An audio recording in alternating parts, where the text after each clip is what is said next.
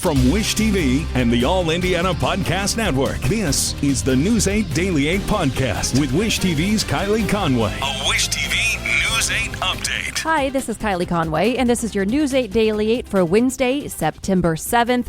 And a beautiful day it is going to be. Low humidity levels, plenty of sunshine, with highs in the lower to mid 80s. So if you get a chance, get out and enjoy this gorgeous day we have in store. And police say a man was drunk and possibly high ahead of a bus stop crash that badly hurt a 15-year-old girl. Mooresville police say a 15-year-old was crossing the street as her bus slowed to meet her when Michael Simpson hit her. It was on Indiana Street near County Line Road. Officers say the bus had its flashing lights on, but the stop arm was not yet out. Investigators say Simpson's blood alcohol level was 0.12, well above the legal driving limit. They also say he had drug paraphernalia indicating he may have been smoking marijuana. The police chief expects strong charges. Neighbors are also critical of the intersection near the crash scene, telling our team that it's one of the most dangerous four-way stops in the area. To Miami County now, where the superintendent of Mechaniqua Schools is off the job. James Callahan has resigned in the aftermath of his arrest. Police took him into custody Saturday after a crash just south of Fulton. Police say he was intoxicated and left the scene. The school board has named Kelly McPike as interim superintendent. A former FBI agent tells iTeammate a white nationalist group had every right to march through downtown Indianapolis streets. While many have condemned the march, he says that it's difficult to do anything about it without some sort of crime. The Patriot Front March this weekend. The Southern Poverty Law Center lists Patriot Front as a hate group. The ACLU of Indiana says groups do not need a permit to march as long as they don't obstruct traffic. Former FBI agent Doug Kuhn says controlling protected activities is a slippery slope, and he's concerned about what it could mean down the road. The FBI Indianapolis and IT made a statement that reads, "The FBI is committed to protecting the First Amendment rights of all Americans to express their views peacefully during demonstrations." Indianapolis is moving forward with a plan to spruce up City Market and build a new fire station. A City-County Council committee pushed through a $25 million plan last night unanimously. As far as the City Market's concerned, $12 million will go toward improvements inside the building. Next, $7 million to replace Fire Station 20 on the east side. An additional $1 million would be invested in fire stations across Marion County, and another $5 million would be used to build a new pavilion at Dr. Martin Luther King Jr. Park.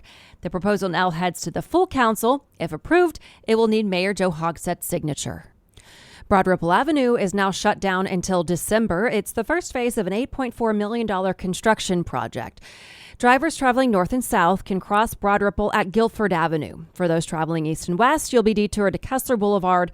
DPW says construction will help reduce flooding, widen sidewalks. Crews will also install an ADA-compliant ramp, several of them in fact, and a multi-use trail from the Monon to Primrose Avenue. All businesses on Broad Ripple Avenue will stay open during the construction. America is moving toward a once-a-year strategy for COVID-19 vaccinations. The Biden administration says an annual booster will likely be the best strategy as the virus lingers. The White House says newly updated boosters will be free for all who qualify, though future vaccines and treatments may not be free.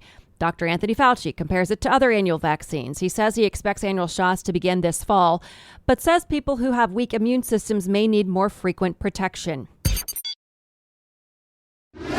Today, Apple is expected to announce its new iPhone 14 lineup during its annual September keynote event. It's expected to be a bit bigger than the iPhone 13, but also slightly slimmer. The company's also expected to unveil new Apple Watches and an official release date for iOS 16. It's not expected to release its newest versions for the iPad and Mac computers until next month. Today's keynote event begins at 1 p.m. Steve Bannon, the longtime confidant to former President Donald Trump, faces new criminal charges and is poised to turn himself in this week. It's a fraud case similar to the one that Bannon faced in late 2020 and led to a pardon from Trump.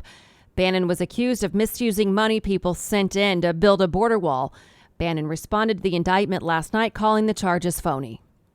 State officials will visit 3 southeastern Indiana counties this week to survey damage left behind by flooding. Indiana Homeland Security declared local disasters for Ohio, Jefferson, and Switzerland counties yesterday. Authorities say at least one person died over the weekend when flash flooding damaged numerous homes and washed away roads. Homeland Security says its crews will update Governor Holcomb on the level of damage. More than 200 license plate readers will be up and running by the end of the week to help IMPD curb crime in Indianapolis. IMPD says the technology will be on street poles and streetlights in every district. The readers will also be attached to marked police vehicles. Police hope this will give investigators a lead when a vehicle is used in a crime. The same technology is what helped track the man accused of shooting 3 Dutch soldiers last month.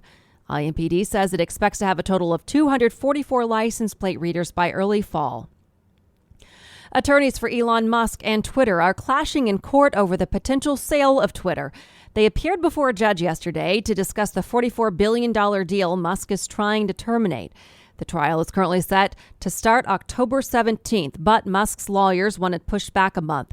They say they want time to update their counterclaims after Twitter's former security head accused the platform of violating security orders and misleading people about the prevalence of bot and spam accounts. Twitter has denied those claims. The judge did not rule on any of the motions yesterday. New research shows an estimated 10.5 million children lost a parent or caregiver because of the COVID-19 pandemic.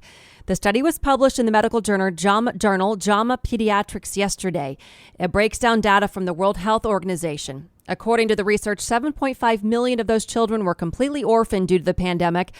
A study by the American Academy of Pediatrics shows children of color account for 65% of children orphaned by the virus. And to business headlines.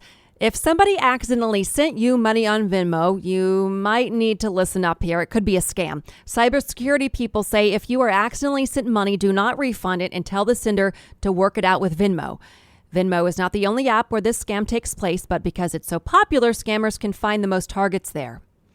We're entering the holiday season for sports betting. As the NFL season gets underway, sports bettors are seeing more activity. A majority of U.S. states have legalized sports betting in some form, and last year the industry brought in $57 billion, a total that's expected to be surpassed this year. There are 5 major sports betting sites in the U.S., with FanDuel being the largest by revenue. A majority of IT pros, 61%, say their company experienced a cyber attack or a breach in the past year. This research comes from Xerify. They say nation-state cyber threats have increased, and they're particularly concerned about foreign attacks impacting video conferencing.